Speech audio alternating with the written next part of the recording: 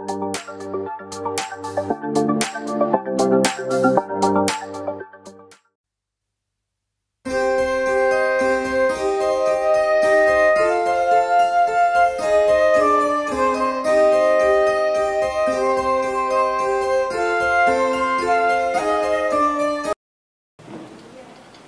तर प्रवासी आहोत. प्रवासामधल्या सुविधा या तुमच्या घरातल्या सुविधांपेक्षा वेगळ्या असणार आहेत. किती पण भारी प्रवासामध्ये तुम्हाला सुविधा दिली ना तरी तुम्हाला तुमच्या घराचं आकर्षण असतं, कारण तुम्हाला तिथं पोहोचायचं असतं. ज्या ठिकाणाकडे तुमचं लक्ष लागलेलं आहे त्या ठिकाणात पोहोचण्याची उत्कंठा तुम्हाला असते. कधी कधी प्रवासामध्ये गैरसोय होती. प्रवासी फक्त निषेध नोंदवायचं काम करतात, कारण त्यांना परत त्याच प्रवासानं जायचं असतं म्हणून ते निषेध नोंदवतात. परंतु या जगातला प्रवास एकदा आमचा संपल्यावर आम्हाला दुसऱ्यांदा प्रवास करायचा नाही. त्यामुळं या जगामध्ये आम्ही मुसाफिर किंवा प्रवास करत असताना कुठल्याही प्रकारचा निषेध आम्ही नोंदवता कामा नये. सर्वोत्तम जागी सर्वोच्च ठिकाणात प्रभू आम्हाला घेऊन चाललेलं आहे. एक वचन आपण वाचणार आहोत, इब्री पत्र त्याचा 11वा अध्याय आणि त्याचं 13 वचन. इब्री पत्र त्याचा 11वा अध्याय आणि त्याचं 13 वचन काय आम्हाला सांगतं ते आपण वाचणार आहोत. हे सर्वजण विश्वासात टिकून मेले, त्यांना वचनानुसार फलप्राप्ती झाली नाही, तर दुरून पाहिली व तिला वंदन केलं. आपण पृथ्वीवर परके प्रवासी आहोत असे पत्करले, असे म्हणणारे आपण स्वतःच्या देशाचा शोध करीत असल्याचे दाखवतात. या जगामध्ये आम्ही प्रवासी आहोत. या जगात आम्ही कायमस्वरूपी वास्तव्यासाठी नाही, परमनंट राहण्यासाठी नाहीये. आणि एकदा का तुम्हाला कळालं ना या जगातलं आमचं वास्तव्य, आमचा प्रवास संपणार आहे, त्या लोकांसारखं मला जगायचंय. कोणत्या लोकांसारखं? ज्या लोकांनी या पृथ्वी तलावरचा प्रवास कशा पद्धतीने संपवला आणि त्यांचं लक्ष कसं वरील देशाकडे लागलेलं आहे. आता जगामध्ये जर तुम्ही बघितलं तर सगळ्याला असं वाटतं कधी या संकटातनं बाहेर पडणार, कारण तुम्हाला इथं राहायचंय. इथं राहिल्यावर ज्या तुमच्या असुविधा आहेत, जे तुम्हाला त्रास आहे, जी तुमची अडचण आहे, तुम्ही त्या अडचणीकडे जास्त लक्ष द्याल. पण ज्या दिवशी तुमचं लक्ष स्वर्गीय देशाकडे लागलं जाईल ना त्याच तुमची विचारसरणीच बदलली जाईल. आमेन. बायबल सांगतं जिथं आम्ही पोहोचणार आहोत ते आमचं ठिकाण कोणतं आहे, तर स्वर्ग हे आमचं ठिकाण आहे. या जगामध्ये आम्ही टेम्पररी तात्पुरतं वास्तव्यासाठी आहोत. हालेलुया. वाचा बरं ते वचन. ही सर्वजण विश्वासात टिकून मेले. या प्रवासात तुम्हाला काय करायचं माहिती का? जोपर्यंत तुमचा प्रवास चालू आहे तोपर्यंत तुम्हाला विश्वास टिकवून ठेवता आला पाहिजे. आमेन. आम्ही एवढ्या प्रार्थना केल्या, आम्ही एवढे उपवास केले, जगामध्ये एवढ्या प्रार्थना केल्या जातात, मग करुणा का जात नाही, मग संकट का जात नाही, आणि मग मी प्रार्थना बंद करेल, मग मला करुणा का झाला, मग माझ्या घरात का प्रश्न आला. अहो प्रवासामध्ये आहात, या प्रवासामध्ये तुम्हाला वेगवेगळ्या टप्प्याला तोंड द्यावं लागेल. हालेलुया. त्या लोकांनी जसा विश्वास ठेवला, कोणत्या लोकांनी, जसा योब या जगातला प्रवास करत असताना त्याच्या शरीरामध्ये रोग आला, परंतु त्याला माहितीये की इथंच राहणं याच्यासाठी प्रभूनं मला पाठवलं नाही, मी टेम्पररी प्रवासामध्ये आहे. मग तुम्हाला वेगवेगळ्या प्रकारच्या प्रश्नाला तोंड द्यावं लागेल. या प्रवासामध्ये अपयश येईल, या प्रवासामध्ये दुःख होईल, या प्रवासात अपमान होईल, या प्रवासाची तुमच्याबरोबर जे सोबत करणारे त्यांचा प्रवास संपल्यावर ते कुठंतरी उतरणार आहेत, मग ते गेले म्हणून त्या प्रवासामध्ये त्यांनी मला का सोडलं. अरे त्यांचा प्रवास संपला. ते का गेले याचं उत्तर, त्यांचा प्रवास संपला.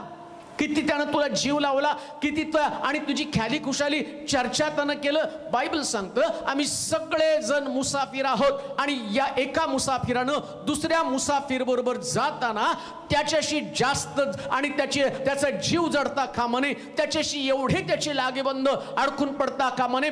जसं शास्त्रात लिहिलं, अब्राम आपल्या पापामध्ये अडकून पडला आणि पापामध्ये अडकून पडल्या कारणानं त्याचा बाप आजारी पडला आणि अब्रामाचा प्रवास तिथं थांबला. 30 वर्ष त्या ठिकाणात त्यांनी खर्च केले आणि प्रभूनं त्या तेरहला मारलं आणि मग अब्राम पुढे प्रवासाला निघाला. आता अब्राम हुशार झाला. सदोम गोमोरा ज्यावेळेस सदोम गोमोरा जवळ आल्यावरती आणि त्या ठिकाणात एका टप्प्यामध्ये आल्यावर तो त्या लोटाला विचारतो की बाबा तुझं आणि माझं आता एकत्र चालणं शक्य नाही, तू एक ठिकाण निवड, मी दुसरं ठिकाण निवडेल. तू जर पूर्व निवडली तर मी पश्चिम निवडेल, तू जर उत्तर निवडली तर मी दक्षिण निवडेल, पण मी तुझ्या विरुद्ध दिशेला जाणार आहे, मला तुझ्या बरोबर राहता कामा नये. आणि मी पाहतो त्या लोटानं तळवटीचा प्रदेश निवडला आणि तो प्रवासाला निघाला आणि तो तळवटीच्या प्रदेशामध्ये तो सदोम गोमोरामध्ये अडकून पडला. अब्राम मात्र कनानामध्ये पोचला, कारण त्याला ठाऊक होतं माझा प्रवास मला कनानापर्यंत करायचा आहे. हालेलुया. लोटामध्ये नाही अडकून पडला. या प्रवासात तुम्ही कोणाबरोबर अडकून पडला? अशी कोणती गोष्ट आहे ज्याच्यात मध्ये तुमचं मन गुंतून गेलेलं आहे? तुमचा बिझनेस असेल, तुमचं ज्ञान, तुमचं करिअर, तुमचे प्रिय लोक, तुमची संपत्ती, तुमचा पैसा. एकदा हा प्रवास संपल्यावर कोणी सुद्धा तुमच्या बरोबर येणार नाही.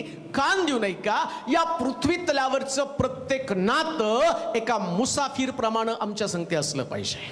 प्रवासात काही लोक भेटतात, गप्पा मारतात, चौकशी करतात, कधी जवळचं खायला पण देतात, पण तुमच्याशी त्यांचं नातं जोडलं म्हणून ते म्हणत नाही मी तुमच्यावर पुढच्या प्रवासाला पुढं तुम्ही कुठं चालला तिथं येतो, कारण त्यांना ठाऊक आहे मला तिथं जाता येणार नाही. प्रभू येशू ख्रिस्त पण म्हटलं नाही का, जिथं मी जातो तिथं तुम्ही पोहोचू शकणार नाही. त्याचं मन शिष्यामध्ये नाही अडकून पडलं. त्याला तो म्हटला थोड्या वेळानं मनुष्याचा पुत्र तुमच्यामध्ये नसणार आहे. त्याला त्या वेदना आहेत, पण त्याला ठाऊक होतं. मरियेला सुद्धा त्यानं मरिया जाऊन येशूच्या जवळ येण्याचा प्रयत्न करती, तर म्हणतो बाई मला हात लावू नकोस, मला माझ्या बापाकडे जायचं आहे. त्याला त्याचा प्रवास ठाऊक होता. तो मुसाफिर आहे या जगामध्ये. मरियेचं आणि त्याचं नातं तात्कालिक आहे. खरं नातं पित्याबरोबर आहे. खरं नातं पित्याबरोबर आहे. स्वर्गातल्या देवाची इच्छा त्याला ठाऊक होती. देवाचे प्रिय लोक हो, देवापेक्षा या जगामध्ये प्रवासात तुमचं नातं कोणाबरोबर सुद्धा एवढं मजबूत असू देऊ नका की तिथं जाताना तुम्हाला या लोकांची अडचण होईल, या गोष्टींची अडचण तुम्हाला होईल. पवित्र शास्त्र सांगतं आम्ही या जगामध्ये सगळे उपरे आणि प्रवासी आहोत आणि स्वर्ग हे ठिकाण आमचंच ठिकाण आहे. आमचा देश तर स्वर्गीय देश आहे. हालेलुया. आणि ज्या प्रवासात कदाचित तुम्हाला काही लोक त्रास देण्याची शक्यता आहे, काही लोकांचं तुमच्या विरोधामध्ये जाण्याची शक्यता आहे, काही लोकांमध्ये आणि तुमचे मतभेद असण्याची शक्यता आहे, परंतु काळजी करू नका, प्रवास संपल्यावर मतभेद संपणार आहे. हे लोक तुमच्या दृष्टी सुद्धा पडणार नाही. या लोकांनी आणि तुमच्या विरुद्ध आणि कदाचित काहीतरी योजना केल्या असतील, परंतु या योजना फक्त प्रवासापुरत्या मर्यादित आहे. स्वर्गामध्ये जिथं तुम्हाला देव बोलवत आहे त्या ठिकाणात देवाचीच उत्तम योजना आहे, देवाचं उत्तम प्रोव्हिजन आहे, देवाचं तुमच्यासाठी विशेष प्रकारचं आकर्षण असणार आहे. आणि म्हणून कान देऊ नये का, आम्हाला जिथं पोहोचायचंय त्या ठिकाणाकडे आमचं लक्ष लागलं पाहिजे. लोकांनी आता स्वर्गाकडे पाहायला सुरुवात केली पाहिजे, मग त्यांना कधीच प्रश्न येणार नाही हा करोना कधी जाणार आहे, जायचं तेव्हा जाऊ दे, मला स्वर्गामध्ये पोचायचंय. तिथं पोचल्यावर कुठला रोग व्याधी विकार आजारपण. मला नेहमी प्रश्न पडायचा, देवा एवढी प्रार्थना करतात लोक, करोना का जात नाही? तो म्हटला काय तुला जगात राहायचं का स्वर्गामध्ये यायचं? त्याचं उत्तर मिळालं, देवा जगात रोग व्याधी विकार आहेत हे लोकांना समजलं पाहिजे आणि याच्यासाठी त्यांनी आपला दृष्टिकोन बदलला पाहिजे. जसं त्या लोकांनी काय लिहिलं वाचा, हे सर्वजण विश्वासात टिकून मेले. विश्वासात टिकून मेले म्हणजे यांचा प्रवास संपला. त्यांना वचनानुसार फलप्राप्ती झाली नव्हती. वचनानुसार फलप्राप्ती झाली नव्हती. तर त्यांनी ती दुरून पाहिली व तिला वंदन केलं. आणि आपण पृथ्वीवर परके व प्रवासी आहोत. त्या लोकांनी, विश्वासणाऱ्या लोकांनी, जर तुमचा प्रभूवरती विश्वास आहे, जर तुम्ही देवाला भिवून वागणारे लोक आहात, त्याचे निवडलेले लोक आहात, तर तुमची धारणा काय असली पाहिजे, जसं त्या लोकांची धारणा ज्यांनी कनान दुरून पाहिला. त्या वचनदत्त देशात जाण्याच्या अगोदर ते म्हटलं की नाही, मिस्रातनं आम्ही निघालो खरं, परंतु मिसर हे आमचं राहण्याचं ठिकाण नाही. हालेलुया. मिस्रामधनं बाहेर पडताना यांना ते कठीण होतं. वाटेमध्ये त्यांना मिस्रातल्या सगळ्या गोष्टींची आठवण झाली.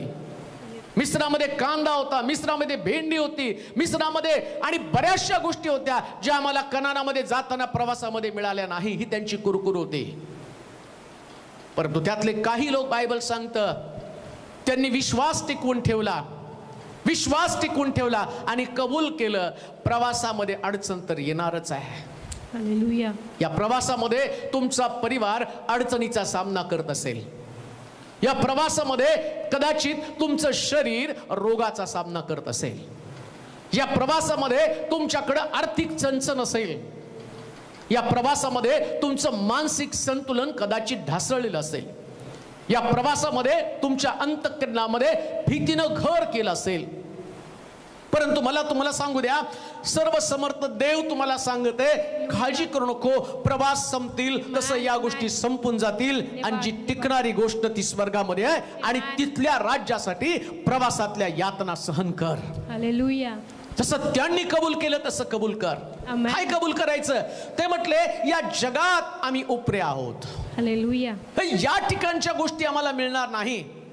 या जगातल्या प्रवासामध्ये जर तुमचा दृष्टिकोन बदलला, तुम्ही जर म्हटलं ना, मी मुसाफिर आहे, मी प्रवासी आहे, तर प्रवासी गाडीमध्ये घर करत नाही, तो गाडीमध्ये फक्त बसतो. तसं या जगात आम्हाला टेम्पररी बसायचंय, कारण आमचं घर तर स्वर्गामध्ये पक्क आहे, आणि तिथं पोहोचण्यासाठी मला रात्रंदिवस माझ्या त्या घराकडे लक्ष लागलं पाहिजे. काय केलं पाहिजे प्रवाशानं? मुसाफिर, जो मुसाफिर आहे, योशुआचं पुस्तक आणि त्याचं 5वा अध्याय आणि त्याचं 6 वचन, जो मुसाफिर किंवा जो प्रवासी आहे, आणि तो प्रवासी या प्रवासात त्यानं नेमकं काय केलं पाहिजे, आम्ही प्रवासामध्ये काय करतो, परंतु देव आमच्याकडनं या प्रवासामध्ये काय अपेक्षा करत आहे. योशुआचं पुस्तक 5वा अध्याय 6 वचन. कारण इस्रायल लोक रानात 40 वर्षे प्रवास करीत होते. 40 वर्ष प्रवास करत होते. मिसर देशातून निघालेल्या सर्व राष्ट्रानं म्हणजे युद्धास पात्र अशा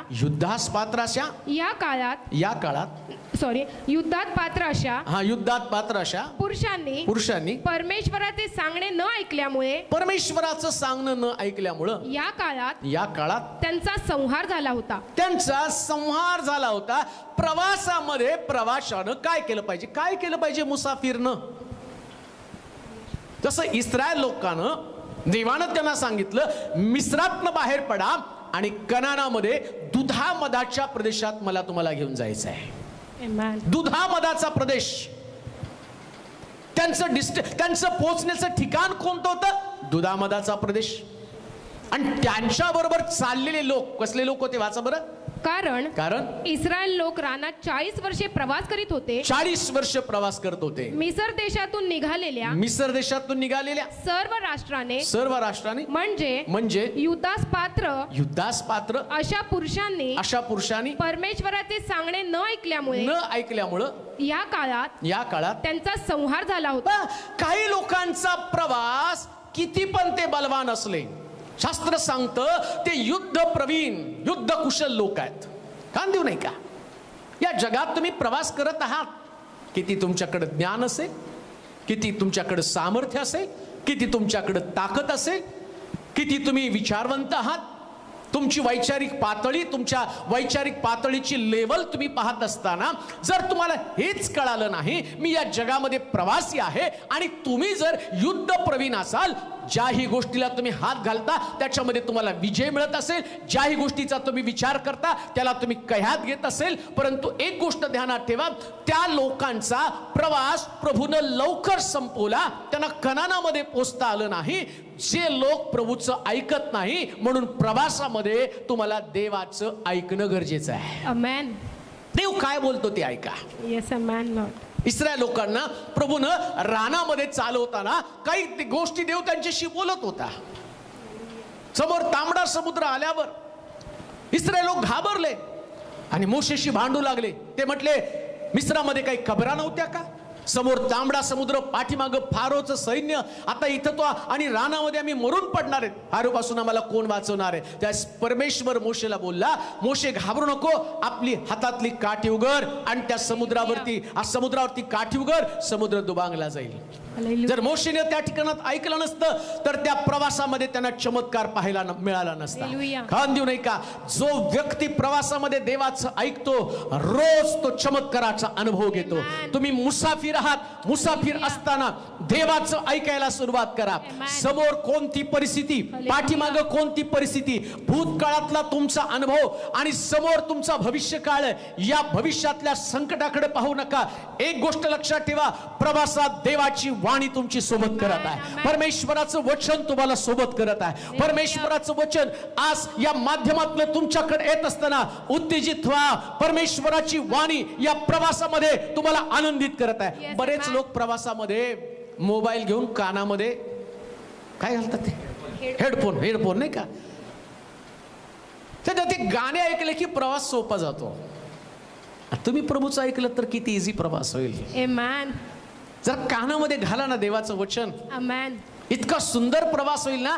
अगदी टेन्शन फ्री तुम्ही राहाल. नेमकं तुम्ही कान उघडे ठेवलेत. बरेच लोक प्रवासामध्ये शेजारचं काय बोलतात ते ऐकतात, त्याच्यामुळे ते डिस्टर्ब होतात. परंतु शहाणे विद्वान लोक जे आहेत ना, ते मस्त आपला मोबाईल घेतात आणि त्याच्यामध्ये हेडफोन घालतात आणि कानामध्ये ती कॅप घालून तिकडं कोणाच्या चर्चा काय चालू आहे, कोण करोनाविषयी बोलतं, कोण जागतिक मंदीविषयी बोलतं, कोण आत्महत्येविषयी बोलतं, कोणी निराशेविषयी बोलतं, कोणी कोणाची फसवणूक झालं हे बोलतं. परंतु या प्रवासातल्या व्यक्तीचं वैशिष्ट्य काय, तो याचं त्याचं ऐकत नाही, तो देवाची वाणी ऐकतो. त्याचा प्रवास अतिशय सुखरूप, अतिशय सुंदर, अतिशय सुरेख होत आहे. खान घेऊ नये का? या प्रवासामध्ये तुम्ही कोणाचं ऐकू नका, कोणाची वाणी तुमच्या कानावरती पडू नका. सर्व समर्थ देवाची वाणी तुमच्या कानावरती पडू द्या. एवढे मोठे योद्धे, परंतु त्यांनी देवाच्या वाणीकडे दुर्लक्ष केलं. परिणाम काय झाला? बायबल सांगतं ते वाटेमध्ये मरून गेले. वाचा बरं वचन.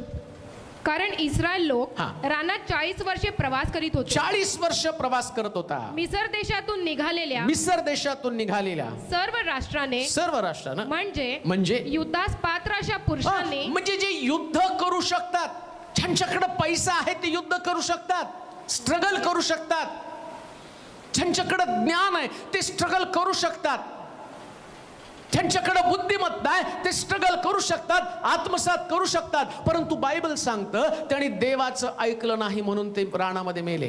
हालेलुया. तुमच्याकडे काही नसेल पण देवाची वाणी असेल तर या प्रवासामध्ये देव तुम्हाला सुखरूप जिथं पोहोचायचं तिथे घेऊन जाईल. आपल्या ताकदीवरती भरोसा ठेवू नका, तुमच्या पुरवठ्यावरती भरोसा ठेवू नका, तुमच्या अनुभवावरती भरोसा ठेवू नका. ज्या लोकांबरोबर तुम्ही चालला त्याही लोकांवर भरोसा ठेवू नका. परमेश्वराची वाणी तुमच्याबरोबर चालत आहे आणि त्या वाणीवरती भरोसा ठेवा. ती वाणी तुमचा पुरवठा आहे. शास्त्र सांगतं 11 दिवसाच्या प्रवासामध्ये त्यांना 40 वर्ष लागली. का 40 वर्ष त्यांना लागली? या प्रवासामध्ये या लोकांनी देवाचं ऐकून सुद्धा कुरकुर केली. नीट ऐका. मुसाफिर आहात. मुसाफिरचं काम काय माहिती का? प्रवासाचं काम काय? या प्रवासी उपऱ्याचं काम काय माहिती का? त्यानं कोणत्याही परिस्थितीमध्ये कुरकुर न करता देवानं जे दिलं त्याच्यामध्ये समाधानानं प्रत्येक पाऊल टाकत राहावं. अजूनही जिवंत आहात ना? रोज खाता ना? Praise God. सकाळी उठल्यावर तुमच्या शरीरात ताप नसतो. धन्यवाद. तुमची लेकरं तुमच्या डोळ्यासमोर असतात. हालेलुया. तुमच्या कुटुंबामध्ये सगळे सुरक्षित आहेत. मग कुरकुर कशाला?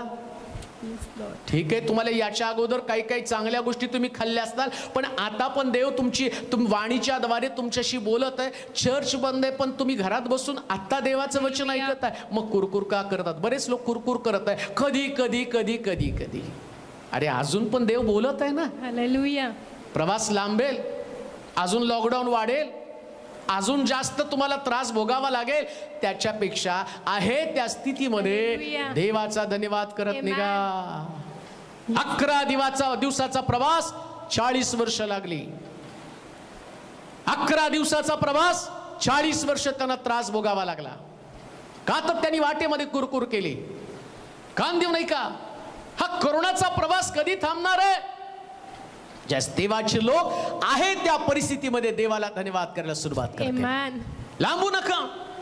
तुमच्या जीवनातले आशीर्वाद तुम्हाला मिळवत असताना देवाचं ऐका. प्रवासामध्ये कुठल्याही गोष्टीची कुरकुर करू नका. बऱ्याच वेळा प्रवासामध्ये गाडी कुठंतरी जास्त वेळ थांबती, पण तुम्ही निघतानाच नियोजन केलं पाहिजे ना. गाडी वाटेमध्ये थांबली तर पाणी असायला पाहिजे, जेवण असायला पाहिजे.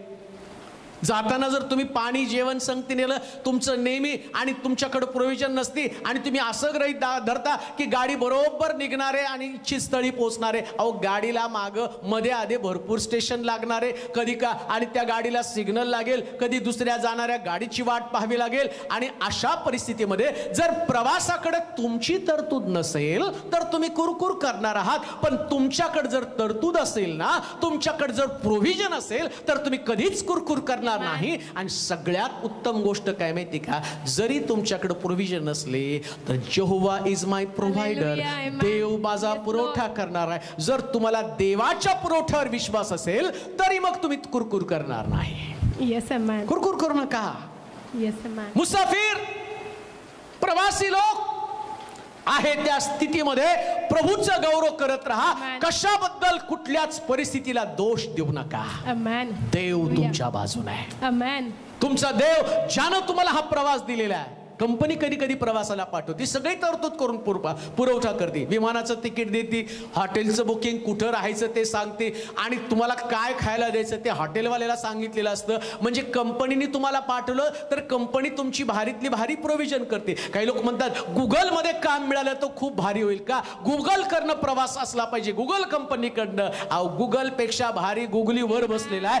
तो तुमच्या सगळ्या गरजांचा पुरवठा. या पृथ्वीतलावर तुम्ही कुठं राहावं, तुम्हाला काय खायला द्यावं, तुमच्या बरोबर कोण लोकांनी काम करावं, तुम्हाला काय काय सेवा उपलब्ध व्हावी, हा तुमचा सर्व समर्थ देव तुमच्या प्रवासात तुमची काळजी घेतो. इस्रायल लोकांची रानामध्ये त्यानं काळजी घेतली. बायबल सांगतं रानात ते निघाल्यावर ते म्हटले, मोशे रानामध्ये आमच्यासाठी पाणी कुठे आहे? देवानं त्यांच्यासाठी आधीच खडक आणून ठेवला होता. बायबल सांगतं मोशेनं खडकावरती काठी उगारली आणि खडकातनं 30 लाख लोकांना पाणी मिळालं. एवढा तुमचा देव तुमचा पुरवठा आहे. ते म्हटले मोशे रानामध्ये खाण्यासाठी अन्न कुठे आहे? बायबल सांगतं जर तुम्ही मुसाफिर आहात तर तुमच्या प्रवासामध्ये तुमचा पुरवठा करणारा देव, त्यानं स्वर्गातनं देवदूतांचा मानना त्याला पुरवठा केला. खान देऊ नाही का? मुसाफिर तुमच्या लक्षामध्ये येऊ द्या. हा या प्रवासातला आनंद उपभोगा. सर्वोत्तम ते प्रभू तुम्हाला देणार आहे. द बेस्ट ते तुम्हाला देणार आहे. स्वर्गीय खाद्य, देवदूतांचं खाद्य यहोवा देवानं इस्रायल लोकांना दिलं. मग तुमच्या प्रवासामध्ये देव तुम्हाला सगळ्यात भारी देणार नाही का? परमेश्वर तुमच्यासाठी सर्वोत्तम तरतूद करणार नाही का? कुरकुर करू नका, रडू नका, आक्रोश करू नका. मी आपली दृष्टी पर्वताकडे लावेल. माझा सहाय्य करणारा देव आणि त्याच्याकडनं माझ्या गरजा भागतील. या प्रकारच्या प्रार्थनेने जीवन कंठत राहा. आमेन. या जगात तुम्ही उपरी आणि प्रवासी आहात, तुम्ही मुसाफिर आहात. मुसाफिरनं कधीही आपल्या प्रवासामध्ये कुरकुर करता कामा नये. कुरकुर केलेले लोक वाटेमध्ये मरून गेले, ते स्वर्गामध्ये नाही पोहोचले. सगळ्यात जास्त देवाला राग कोणत्या गोष्टीचा येतो माहिती का? त्याला कुरकुर करणारे लोक बिलकुल आवडत नाही. किती पण तोंडात आलं तरी बाहेर पडू देऊ नका. माझ्याकडे हे नाही, माझ्याकडे ते नाही. जे तुझ्याकडे आहे ते सर्वोत्तम आहे आणि ते देवानं दिलेलं आहे. हालेलुया. जे आहे ते सर्वोत्तम आहे. Yes man. Thank you Lord. वाटेत लोक मेले ना, किती लोक या कोरोनाच्या काळात, किती लोक वाटेमध्ये मेले. भाकरी अंगावर घेऊन मेले. काही लोक भाकरी न खाता मरून गेले, पाणी सुद्धा त्यांना मिळालं नाही. मग देवानं तर तुम्हाला किती चांगल्यातलं चांगलं तुमच्या घरामध्ये दिलेलं आहे. मग मुसाफिर तुम्ही का ओरडत आहात, तुम्ही का कुरकुर करत आहात? या प्रवासामध्ये देव जे त्याचं ऐकत नाही, जे मुसाफिर त्याच्या इच्छेप्रमाणे वागतात, मग लक्षात घ्या ना, जे त्याच्या इच्छेप्रमाणे वागतात देव त्यांना आशीर्वादित करतो, आणि जे त्याची वाणी ऐकत नाही, त्याच्या इच्छेप्रमाणे वागत नाही, मग किती पण मोठे योद्धे असू द्या, परमेश्वर वाटेत त्यांचा नाश करून टाकतो. कालच मी ऐकलं, वाचलं पेपरला, पुण्यातल्या एका बिल्डरनं एका स्त्रीची चेन चोरली. का तर त्याचं व्यवसाय ठप्प झाला आणि म्हटलं बांधकाम व्यावसायिक चोर बनला. देवाचं ऐकलं नाही तर परमेश्वर त्याचा हात काढून घेतो. पण परमेश्वराची वाणी ऐकणारे लोक सर्व गोष्टीने सुरक्षित राहतात. मग तुमच्याकडे काही नसेल पण देवाची वाणी तुमच्याकडे असू द्या. काही लोक आत्महत्या करत आहेत. का आत्महत्या करत आहेत? त्या लुसिफरचं ऐकत आहे, तुझं भविष्य असुरक्षित आहे, तुला रानात काय मिळणार आहे. इस्रायल लोक म्हटले, मोशे मान्ना खाऊन खाऊन कंटाळाला, मिस्रामध्ये आम्हाला मटण मिळत होतं, इथं कुठं मटण आहे. बायबल सांगतं देवानं त्यांना लावे पक्षी दिले, त्यांची कुरकुर देवानं ऐकली. परंतु त्या लोकांची कुरकुरीपेक्षा मोशेचं पालतं पडणं, या लोकांसाठी रदबदली करणं. जो मुसाफिर होता हा मोशे या लोकांसाठी देवाकडे रदबदली करत होता. मुसाफिर, तुम्हाला एकच गोष्ट करायची, जे लोक कुरकुर करत आहे त्यांच्यासाठी रडा, का तर देवानं स्वर्ग उघडून त्यांच्यातलं सर्वोत्तम ते त्यांना द्यावं. या जगामध्ये तुम्ही मुसाफिर आहात, प्रवासी आहात. 11 दिवसाचा प्रवास, 40 वर्ष त्यांना लागली. प्रवासामध्ये कुरकुर केले तर प्रवास लांबतो, लवकर आशीर्वाद तुमच्याकडे येत नाही. पण प्रवासामध्ये जर देवाचा धन्यवाद करत राहिला, तुमचा प्रवास अतिशय सुख करतो. दुसरा महत्वाचा मुद्दा, प्रवासामध्ये सगळा दैवी पुरवठा होतो. मुसाफिर, प्रवासी, प्रवाशांसाठी सूचना विमानामध्ये बसल्यावर सांगतात की त्यांना म्हणतात तुम्ही येताना तुमचं जेवण घेऊन येऊ नका, जे पाहिजे ते विमानात तुम्हाला. पण ज्या अडाण्याला कळतच नाही ना, त्याला वाटतं त्याच्यासाठी पैसे द्यावे लागतात, नाही का, मग तो घरचा डबा घेऊन जातो विमानामध्ये. पण ती प्रवासी कंपनी, ती विमान कंपनी काय करते, त्या लोकांना सगळं चांगलं, अजूनपर्यंत कधी नाही बसला प्रवासामध्ये, तुम्ही तिकीट तर काढता, भले मोठं तिकिटाचे दर असतात, पण तुमच्या मनामध्ये धाकधूक असते. 50,000चं तिकीट काढून सुद्धा 200 रुपयाच्या जेवणासाठी तुम्ही इकडचं तिकडचं घरातलं शिळं पाक जमा करता. नका जमा करू. हालेलुया. ज्या देवानं तुम्हाला प्रवासाला धाडलं तो सर्वोत्तम तुम्हाला पुरवठा देणार. हालेलुया. बायबल सांगतं 40 वर्ष यांना देवानं प्रवास करायला लावला, पण पुरवठा काय अद्भुत. हालेलुया. 40, जो 1 वर्षाचा मुलगा होता 41 वर्षाचा झाला, पण 41व्या वर्षी पहिल्या वर्षाचा ड्रेस त्याचा वाढला, तो फाटला पण नाही, जीर्ण पण झाला नाही, डागाळला पण नाही. का? कारण या प्रवासातली तरतूद सगळ्यात भारी आहे. मुसाफिर. हालेलुया. किती सुंदर शब्द. या जगात आम्ही मुसाफिर आहोत आणि या मुसाफिराची काळजी प्रभू घेतो. प्रियान, चपला सुद्धा फाटल्या नाहीत. हालेलुया. पाय वाढले, चपल्याची साईज पण वाढली. हालेलुया. त्यांना रानामध्ये चपल्या शोधाव्या लागल्या नाही. का? कारण ही कंपनी, ज्या कंपनीनं तुम्हाला प्रवासामध्ये घेतलं ना, ती कंपनी तुमचा पुरवठा सर्वोत्तम, जे तुम्हाला पसंत आहे. मी तर एक्साइट का होतो माहिती का, ज्यांनी आम्ही कधी कधी कार्यक्रमाला गावाला प्रवासाला जाताना चांगले कपडे घालून जातो, म्हणजे आमचं सगळ्यात चांगलं आहे ते आम्ही घालतो. मग देवाला किती काळजी, जे तुमच्या अंगावर चांगलं आहे देवाने ते चांगलं फाटूच दिलं नाही. हा प्रवासामधला हा मुसाफिरचा अनुभव आहे. आणि म्हणून लक्षात ठेवा, प्रवासामध्ये देवाचा ऐका. तिसरी गोष्ट आपण वाचूया. 1 पेत्र 1 अध्याय 17 वचन. काय केलं पाहिजे नेमकं या प्रवासामध्ये? 1 पेत्र 1 अध्याय 17 वचन. 1 पेत्र 1 अध्याय 17 वचन. जो तोंड देखला न्याय करीत नाही, जो तोंड देखला न्याय करीत नाही, तर ज्याच्या त्याच्या कृत्यांप्रमाणे न्याय करतो, ज्याच्या त्याच्या कृत्याप्रमाणे न्याय करतो, त्याला जर तुम्ही पिता म्हणून हाक मारता, तर आपल्या प्रवासाच्या काळात भिवूनच वागा. कसं वागा? भिवूनच.